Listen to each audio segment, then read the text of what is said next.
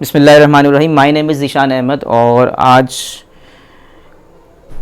Conceptual physics में मैं आपके पास एक नया टॉपिक लेकर आया हूँ, that is types of vectors. ठीक है, तो ये वेक्टर मैकेनिक्स का बड़ा इंपॉर्टेंट टॉपिक है और नॉर्मली वैसे तो ये आसान सा टॉपिक है, लेकिन नॉर्मली इसमें जो इक्वेशंस वगैरह होती हैं वो स्टूडेंट्स को अंडरस्टैंड नहीं होती कि इक्वेशन किस बेस पे लिखी जा रही है। तो इसी टॉपिक को अंडरस्टैंड करने के लिए मैंने आपके सामने ये टॉपिक आपको मैं शेयर कर रहा हूँ और इसमें कुछ ऐसी बातें हैं जो स्टूडेंट्स को नहीं पता होती और किताब में डायरेक्टली लिखी होती हैं। तो उसकी एट द डेप्थ लेवल मैंने कुछ यहाँ पर बोर्ड के राइट हैंड साइड पर अगर आप मूव करें तो आपको कुछ पॉइंट्स नज़र आएंगे, ये वाले, इनको हम थोड़ा डील करेंगे और कुछ फिगर्स नज़र आ रही हैं, इनको भी देखते हैं। तो फिर जब आप ये सारे फिगर्स और ये पॉइंट्स जब नोटिसफाई कर लेंगे और बोर्ड एग्जाम में भी ये सारे पॉइंट्स आते हैं तो इसको भी ज़रा देख लीजिएगा और वीडियो के एंड पर आप चाहें तो अपनी कॉपी पे इसको हाईलाइट भी कर लें ताकि बोर्ड एग्जाम में कोई इशू ना आए। ओके, तो मेरा जो मकसद है कि कॉन्सेप्चुअल फिज़िक्स में आपके कॉन्सेप्ट्स बड़े क्लियर होने चाहिए ताकि आप, क्योंकि नॉर्मली स्टूडेंट्स एमसीक्यूज़ वगैरह में प्रॉब्लम्स क्रिएट होती हैं उनको, तो अगर थोड़ा कॉन्सेप्ट से पढ़ोगे तो आपको रट्टा लगाने की ज़रूरत नहीं पड़ेगी, तो बड़े आराम से आप टॉपिक्स को क्लियर करते हैं। तो मेरा जो एम है, टारगेट है, यूट्यूब में जो मैं आपके पास वीडियो शेयर कर रहा हूँ उससे मेरा जो स्टूडेंट्स को मकसद है स्टूडेंट्स की हेल्प करना, वो इस हवाले से कि वो अप्रोच करें।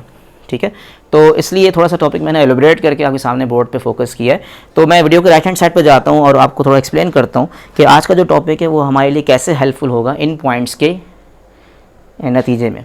ठीक है, तो इसमें आप ये देखें कि हमारे पास जो है कुछ फिगर्स नज़र आ रही है। आप जानते हैं जैसे मैथमेटिक्स में आप ग्राफ बनाते हैं तो ग्राफ को हम कहते हैं भाई दो लाइनें आप ड्रॉ करते हैं, एक्स एक्सिस वाई एक्सिस, आप जानते हैं, ये बड़ा बेसिक सी बात है। तो इसमें मैं ज़्यादा नहीं कुछ बताऊंगा, आप जानते हैं। बट इसको फिज़िक्स की लैंग्वेज में कहते हैं, जो आप ग्राफ मैथमेटिक्स में बनाते हैं 10 ग्रेड में, 9 ग्रेड में, फिज़िक्स में भी बनाते हैं, मैथ्स में भी बनाते हैं, इसको हम कहते हैं 2D रेफरेंस फ्रेम। तो इसका नेम फिजिक्स में रेफरेंस फ्रेम या फ्रेम ऑफ रेफरेंस के नाम से हम इसको जानते हैं, जो फिजिक्स में बड़ी इंपॉर्टेंस है। About the measurement, reference frame के बगैर आप फिजिक्स में कुछ नहीं कर सकते। तो ये बड़ी इंपॉर्टेंट पॉइंट मैंने आपको बताया, तो इसको आप हमेशा याद रखें।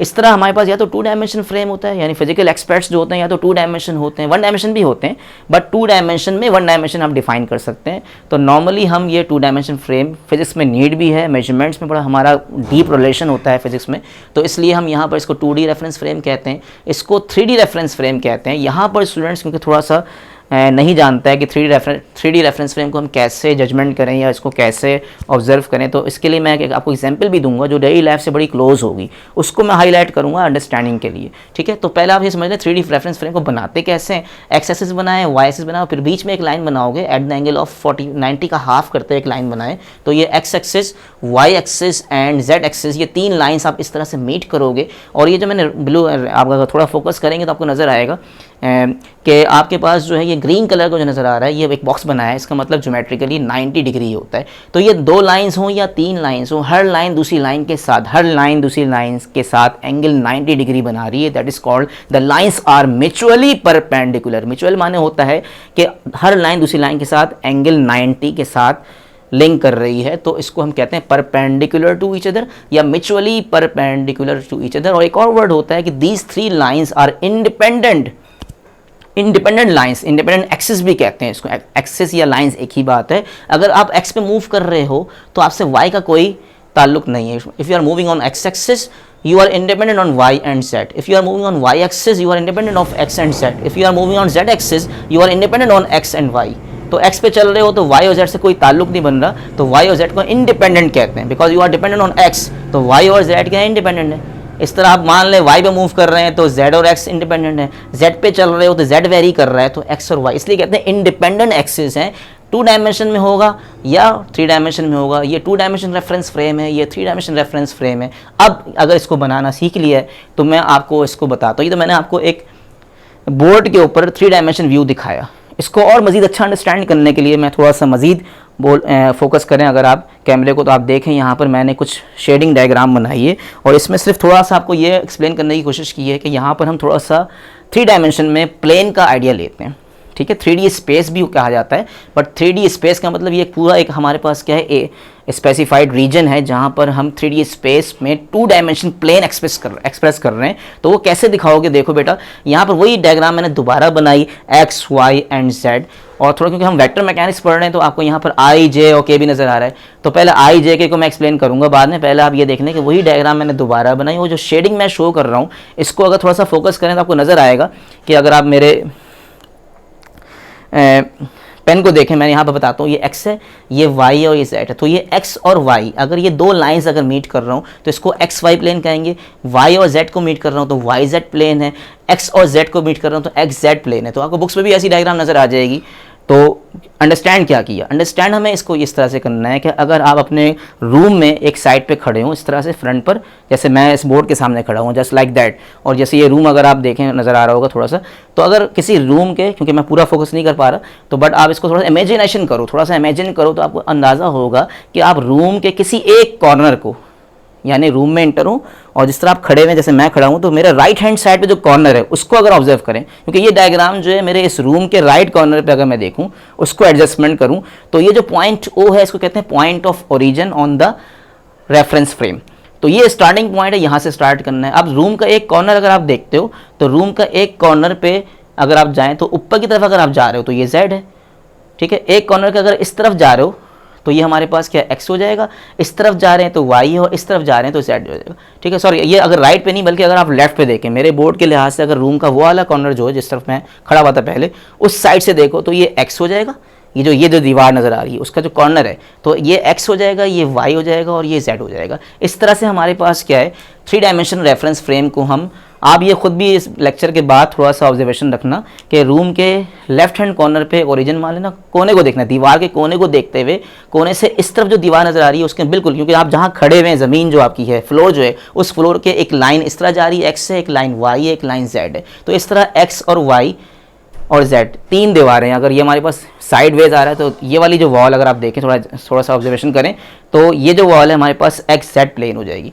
अगर ये आप जिस पे खड़े हुए हैं वो आपकी ज़मीन है, वो ये है फ्लोर, तो ये एक्स वाई प्लेन डिफाइन हो रही है। और जो सामने ये वाली दीवार जो नज़र आ रही है, जो इस बोर्ड की जस्ट पीछे है, ये वाई और जेड प्लेन हो जाएगी। तो ये वाली दीवार जो है जो इस बोर्ड के पीछे है, ये वाली दीवार जो है, ठीक है, ये हमारे पास क्या है वाई जेड प्लेन बना रही है। हर दीवार को मैं प्लेन कह सकता हूँ, ठीक है ना, सरफेस एरिया। इस तरह हमारे पास ये साइड जो वॉल नज़र आ रही है, वो हमारे पास जो एक्स जेड प्लेन है, और इस तरह जो ज़मीन पे आप खड़े हुए हैं तो ये एक्स वाई प्लेन है, ठीक है। इसका मतलब ये हुआ कि ये हमारे पास 3 डायमेंशन व्यू आ गया। आप लोग उसको सोचिएगा ज़रूर और वीडियो को एंड तक देखना। कुछ पॉइंट्स मैं आपको आखिर में समरी ही बताऊंगा, वो आपके लिए हेल्पफुल होगी, ठीक है। ओके, तो ये जो सारे मैंने आपको फिगर एक्सप्लेन की है, इसको ज़रा सा नीचे की तरफ देखते हैं और मैंने क्या लिखा है देखें ज़रा गौर से। अब यहाँ पर हमारे पास जो आ रहा है वो आई जे और के, ये चीज़ बार बार, क्योंकि आपके पास वेक्टर मैकेनिक्स में हम डील कर रहे होते हैं तो ये बड़े स्टैंडर्ड हमारे पास कुछ लेटर्स हैं जो हम लिख रहे होते हैं, आई जे के। याद रखें आई जे के जब भी इन्वॉल्व होंगे स्मॉल लेटर्स में लिखोगे और इस पर ये कैप का साइन दिखाओगे। वेक्टर मैकेनिक्स में आपके पास जो है ये जो आई पे कैप का साइन दिखाते हैं, ये शो करता है यूनिट वेक्टर्स को, यानी that is the notation for the unit vectors, i हो जे हो। अब ये 3 तरह के हो सकते हैं, ये 3 तरह के क्योंकि भाई 3 लाइंस हैं एक्स वाई जेड। x की लोकेशन यानी if you are moving on x axis तो आप यहाँ पर i बनाएंगे, y के लिए j बनाएंगे और z के लिए k बनाएंगे। तो x axis, y axis and z axis ये 3 लाइंस हैं ऑफ अ वेक्टर के अंदर है, क्योंकि डायरेक्शंस होती हैं। तो इन लाइन की डायरेक्शन को बताने के लिए इनके एक्सिस पे हम एक्सप्रेस करते हैं उनके अपने unit vectors, x for i, y for j, z for k। इस पर थोड़ा सा मैं मजीद आगे एक्सप्लेन करूँगा क्योंकि अभी हमें इसी टाइप्स के अंदर यूनिट वेक्टर में मैं आपको पूरा पढ़ाऊँगा। तो वो हमारा जो सेकंड पार्ट इंशाल्लाह मेरा नेक्स्ट जो टारगेट है वो है कि इस क्योंकि ये हमारा वीडियो का पार्ट 1 है, ठीक है ना। फिर हमारे पास वीडियो का पार्ट 2 आएगा तो वहाँ पर मैं आपको यूनिट वेक्टर्स के बारे में मज़ीद बताऊंगा, क्योंकि उसका एग्जाम में न्यूमेरिकल भी आता है तो उसको भी अप्रोच करेंगे इंशाल्लाह कि इसको यूनिट वेक्टर को कैलकुलेट कैसे करते हैं, वो बात का लेक्चर है। लेकिन फिलहाल अभी इतनी बेसिक याद रखो कि आई जे और के जब भी लिखते हैं वो इस तरह से सेटिंग होती है। एक्स के लिए हमेशा आई लिखोगे, वाई के लिए हमेशा जे लिखोगे, जेड के लिए हमेशा के लिखोगे, ठीक है। बहुत से स्टूडेंट्स कहते हैं सर यहाँ पर अगर ये जो हमारे पास 3 डायमेंशन फ्रेम है इसमें नेगेटिव एक्सिस का है, तो भाई अगर ये एक्स इस तरफ जा रहा है तो इसी लाइन में अगर आप पीछे की तरफ जाओगे तो एक्स नेगेटिव भी होगा। तो अगर एक्स पॉजिटिव है उसके लिए आई है तो एक्स नेगेटिव के लिए माइनस आई भी होगा। वाई पॉजिटिव अगर राइट हैंड साइड पे तो इसके इस तरफ बिल्कुल इसी लाइन में चलो, इस तरफ जाओगे तो वाई नेगेटिव हो जाएगा तो माइनस जे हो जाएगा। तो वाई के लिए जे है तो माइनस वाई के लिए माइनस जे होगा। जेड ऊपर की तरफ जा रहे हो, कॉर्नर से ऊपर जा रहे हो, वॉल के कॉर्नर से ऊपर जा रहे हो तो जेड एक्सिस के लिए kth वेक्टर आ रहा है, kth यूनिट वेक्टर कहते हैं। तो नीचे की तरफ डेप्थ में जाओगे, ज़मीन के अंदर की तरफ जाओगे फ्रॉम द पॉइंट कॉर्नर ओ, तो इसके लिए माइनस जेड के लिए माइनस के हो जाएगा। तो नॉर्मली हम इसको पॉजिटिवली दिखा रहे होते हैं अंडरस्टैंडिंग के लिए, ठीक है। तो I J K are the unit vectors of X Y Z axis respectively, ठीक है। एक पॉइंट तो ये हो गया, ठीक है, ये ब्लैंक्स में आ जाता है आई जे के क्या कहलाते हैं, तो ये एक्सिस के यूनिट वेक्टर्स कहलाते हैं। उसके बाद मैंने लिखा X Y and Z axis are mutually perpendicular, ये सिंबल होता है नॉर्मली ज्योमेट्री में शो करते हैं, ये निशान है, सिंबल है परपेंडिकुलर का, बट इसको कहते हैं 90 डिग्री भी कहते हैं। और आगे लिखा हुआ है कि ये सारी आपस में हर वॉल दूसरे वॉल से एंगल 90 बना रही है, हर एक्सिस दूसरे एक्सिस से एंगल 90 बना रहा है, तो म्यूचुअली परपेंडिकुलर हैं। तीसरा पॉइंट मैंने लिखा point O is called origin having coordinate, ये बड़ी इंपॉर्टेंट बात है जो स्टूडेंट्स को नॉर्मली भूल जाते हैं, स्टूडेंट्स पता होती है लेकिन नहीं आती है उनको अगर पूछा जाए, तो ये बड़ा इंपॉर्टेंट है। मैंने लिखा है यहाँ पर ओ फॉर ओरिजिन, और ओरिजिन आप जैसे कि मैट्रिक में ग्राफ बनाते हैं आप कहते हैं, तो आप लिखते हैं 0,0, ये कहलाते हैं ऑर्डर पेयर।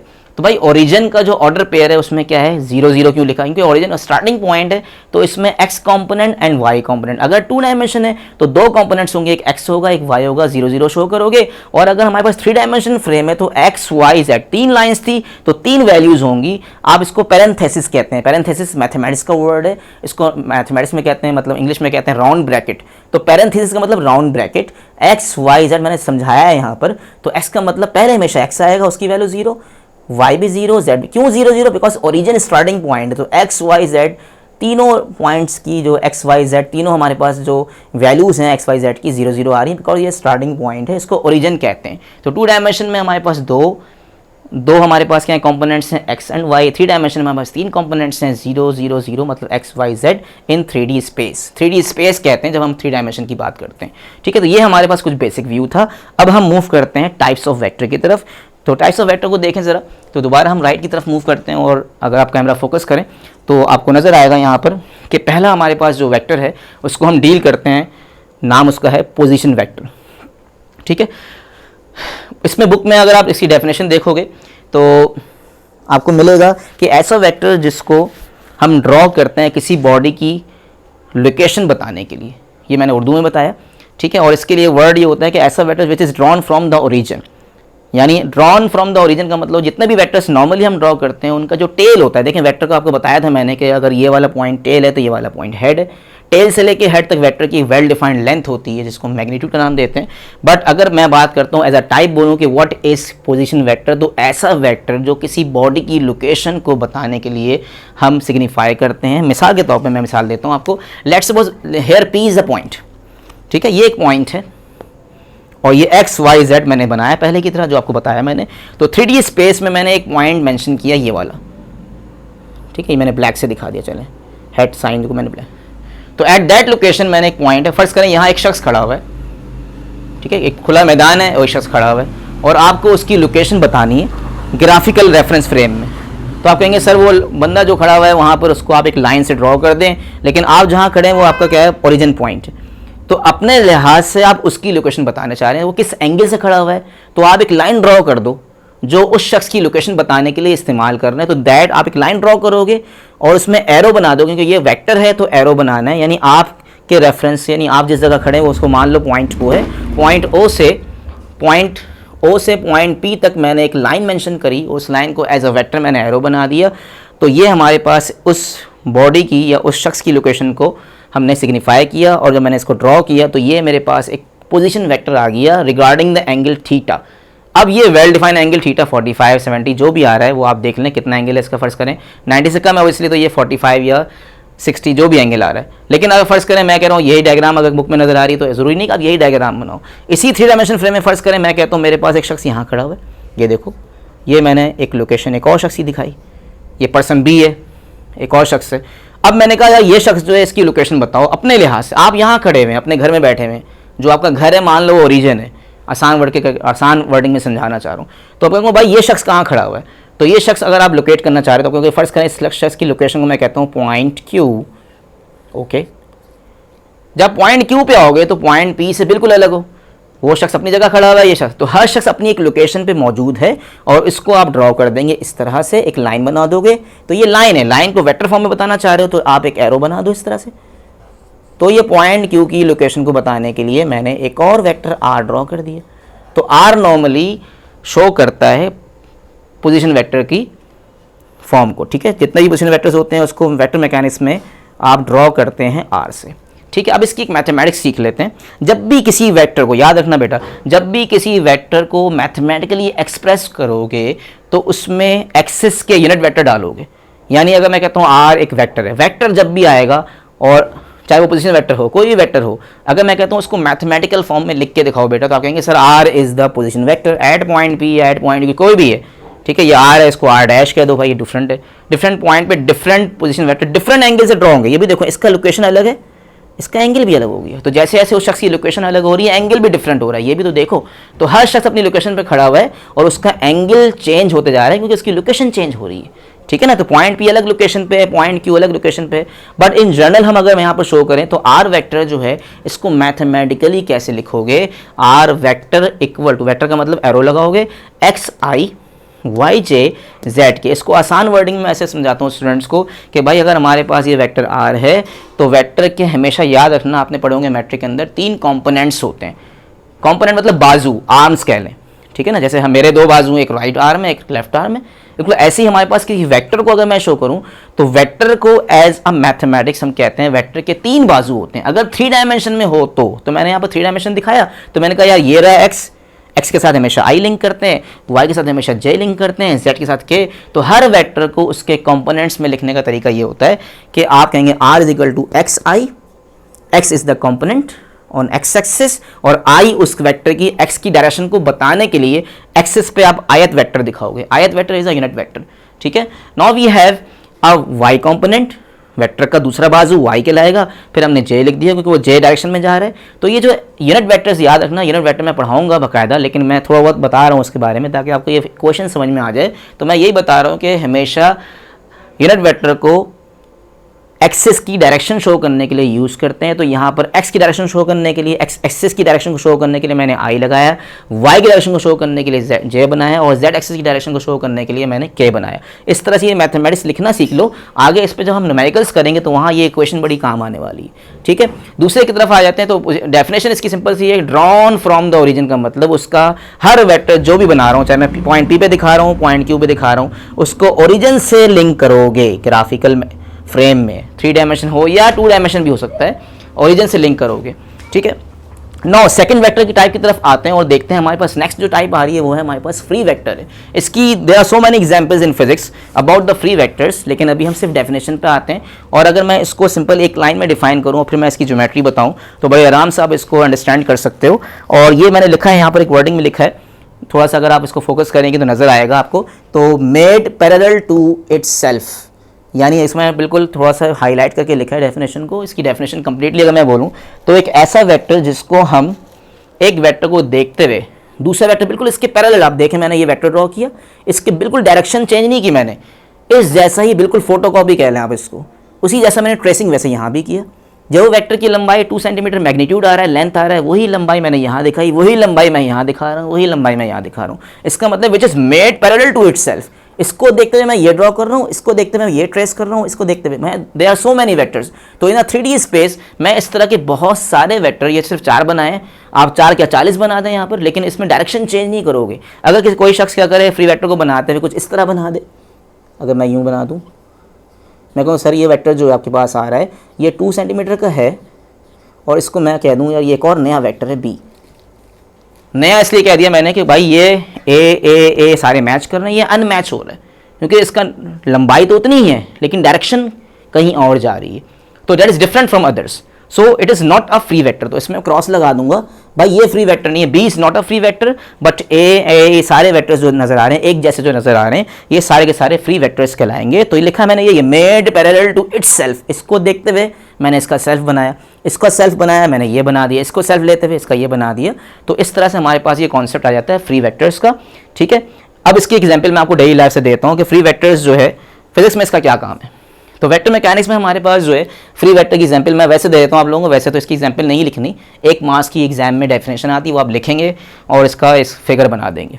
तो इसकी डेफिनेशन बड़ी आसान सी है कि लेट अस कंसिडर कि हमारे पास एयरपोर्ट, आपने देखा हुआ है, तो एयरपोर्ट से अगर कोई हमारे पास क्या है एरोप्लेन मूव करता है, मिसाल के तौर पर मैं थोड़ा सा मूव करके दिखाता हूँ,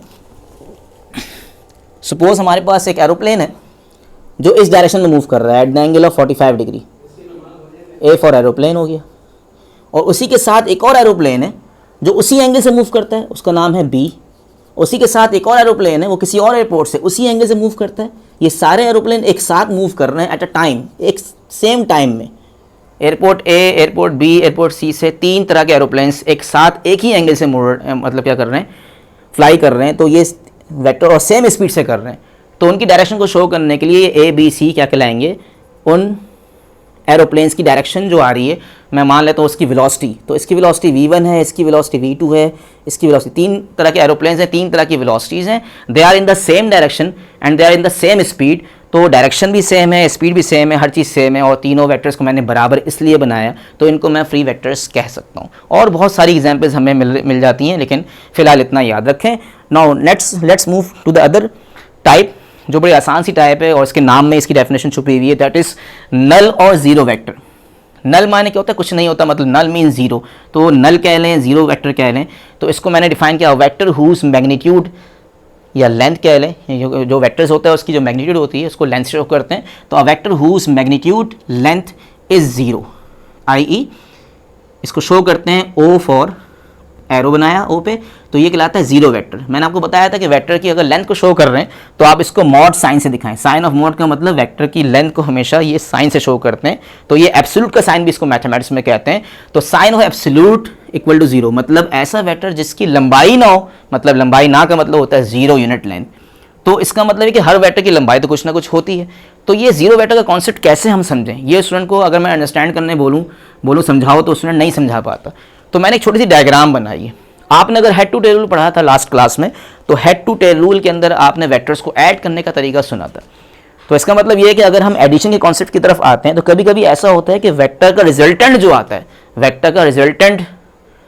वो जीरो आ सकता है। वो ऐसे ही केस में आ सकता है कि अगर आप फर्ज करें एक वेक्टर ड्रॉ करें ए, फिर आपने कॉन्सेप्ट पढ़ा था नेगेटिव ऑफ वेक्टर, तो वेक्टर को ऐड करो या सब्ट्रैक्ट करो, दोनों केसेस के अंदर हम रिजल्टेंट वेक्टर ऑब्टेन करते हैं। लेकिन कभी कभी बहुत ही वेल डिफाइंड कंडीशन पे, बहुत ही स्पेशल कंडीशंस पर हमारे पास वेक्टर के रिजल्टेंट क्या आते हैं, जीरो आते हैं।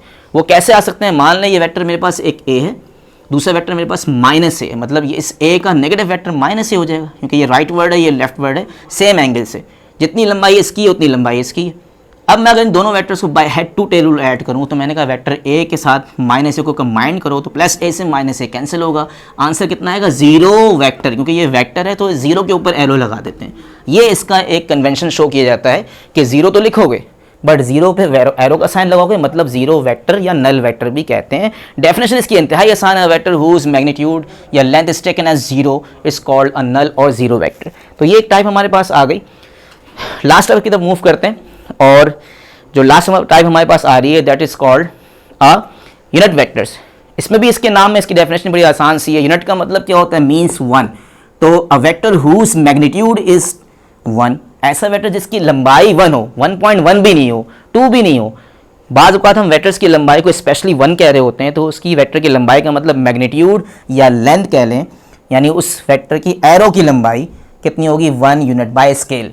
ठीक है, तो ऐसा वेक्टर जिसकी लंबाई 1 होगी that is called unit vector. मैंने इसको मैथमेटिकली मेंशन किया, हेयर ए पे कैप लगाया। ठीक है, अभी मैंने थोड़ी देर पहले बताया था आपको कि आई, जे और के जो होते हैं इन पे अगर कैप का साइन बना दें तो ये हमेशा वेक्टर मैकेनिक्स के अंदर यूनिट वेक्टर को शो करता है। तो यहाँ पर यूनिट वेक्टर आई जे के हो, वो तो खास एक्स एक्सिस, वाई एक्सिस और जेड एक्सिस के लिए होते हैं। लेकिन अगर मैं कहता हूँ मेरे पास एक वेक्टर क्वांटिटी है ए, तो मैंने क्या लिखा है यहाँ पर, let A be a vector quantity then its unit vector. अगर एक वेक्टर क्वांटिटी मेरे पास ए है तो याद रखना कि हर वेक्टर का अपना ज़ाती यूनिट वेक्टर होता है। ठीक है, तो इसको मैंने शो किया, अगर ये वेक्टर ए है तो ये इसका स्मॉल है। इसको बड़ा आसान से मैं डेली लाइफ से इस तरह समझाता हूँ कि जैसे फ़र्ज़ करें आप सनलाइट में कहीं खड़े हुए हैं किसी जगह पर और सूरज निकला हुआ है आपके ऊपर, तो अगर आप उसके सामने खड़े होंगे तो नीचे की तरफ साया बनेगा। जैसे हर शख्स का अपना एक साया बनता है, वो साया उसके साथ मूव कर रहा होता है। बिल्कुल जस्ट लाइक दैट कि अगर कोई वेक्टर क्वांटिटी हमारे पास प्रेजेंस करती है तो हर वेक्टर का अपना ज़ाती पर्सनल यूनिट वेक्टर भी होगा। अगर वेक्टर ए है तो ए से कनेक्टेड स्मॉल ए मेंशन करोगे, ए पे कैप का साइन लगाओगे तो ये वेक्टर है और इस वेक्टर ए का अपना ज़ाती पर्सनल यूनिट वेक्टर हो जाएगा। स्मॉल ए पे कैप लगा दोगे, यूनिट वेक्टर पे कैप का साइन लाजमी लगाना है वरना मार्क्स नहीं मिलेंगे आपको। तो ए पे एरो बना, ए पे कैप का साइन बनाने का मतलब we are talking about the unit vectors. अब इसका एक छोटा सा फार्मूला है हमारे पास, वो याद रखें ताकि इसका नेक्स्ट जो मेरी वीडियो आएगी उसमें हम इंशाल्लाह न्यूमेरिकल्स करना सीखेंगे about the topic unit vectors. तो नेक्स्ट वीडियो जो हमारे पास आएगी यूनिट वेक्टर के ऊपर होगी, इसके फार्मूले को डील करते हैं। ए पे कैप का साइन लगाओ, इसको निकालते कैसे हैं इसका मैथमेटिक्स जान लो। वेक्टर ए पे एरो बनाएंगे ऊपर, ये वेक्टर है और ये वेक्टर की लेंथ है। अगर वेक्टर क्वांटिटी को वेक्टर की लेंथ से डिवाइड करवाओ तो ये रेशो जब सॉल्व होकर आएगा तो हमें उस वेक्टर का यूनिट वेक्टर मिल जाएगा। कैसे मिलेगा वो नेक्स्ट वीडियो में इंशाल्लाह हम न्यूमेरिकल्स की तरफ जब जाएंगे तो वहाँ आपको आइडिया होगा कि how to apply this formula. इस फार्मूले को यूँ लिख लें या यूँ लिख लें, लेंथ को आप यूँ लिखना चाह रहे हैं ये आसान लग रहा है ये लिखो, या सिंपली ए लिख दो, बताया था मैंने पहले भी, दोबारा बता रहा हूँ। वेक्टर की मैग्नीट्यूड को मैथमेटिकली यूँ लिख लें या यूँ लिख लें, कोई इशू नहीं है, आपकी मर्जी है जो आसान लगे। ठीक है, कुछ पॉइंट्स आगे के लिखे हुए ये एमसीक्यूज में आते हैं, ये भी हाईलाइट कर लें। तो ये मैंने फिगर बनाई है यहाँ पर। फिर मैंने एक 3 डायमेंशन फ्रेम के अंदर एक वेक्टर दिखाया ए। याद रखना जहाँ पर हम ओरिजिनल वेक्टर ए बना रहे हैं इसी डायरेक्शन में, इसी लाइन में मैंने रेड कलर की एक लाइन बनाई है। अगर ये वेक्टर ए है तो ये रेड कलर का जो नज़र आ रहा है लाइन, ये इस वेक्टर का ये वेक्टर है और ये उसका यूनिट वेक्टर है। अगर ये यूनिट वेक्टर है तो इसकी लंबाई कितनी होगी, बाय स्केल से इसको मेजर करना, इसकी लंबाई 1 आनी चाहिए। लंबाई जब 1 आ जाएगी तो ये बाय डेफिनेशन क्या है, यूनिट वेक्टर माना जाएगा। ठीक है, इस तरह मैंने एक और चीज़ बताई आपको, आई जे एंड के। आई जे के स्पेशली क्या है, एक्सेस के यूनिट वेक्टर्स होते हैं। तो I J K are the unit vector of the X axis, Y axis and Z axis respectively लिखवाया था मैंने ऊपर। अगर मैं इसकी लेंथ बताना चाह रहा हूँ तो ये हमारे पास यूनिट वेक्टर है, अगर वेक्टर है तो लेंथ होगी, तो आपने ये मॉड का साइन लगा दिया, ये यूनिट वेक्टर की लेंथ हो गई, ये जे की और ये के की। लेंथ कितनी होती है, अगर यूनिट वेक्टर कोई भी हो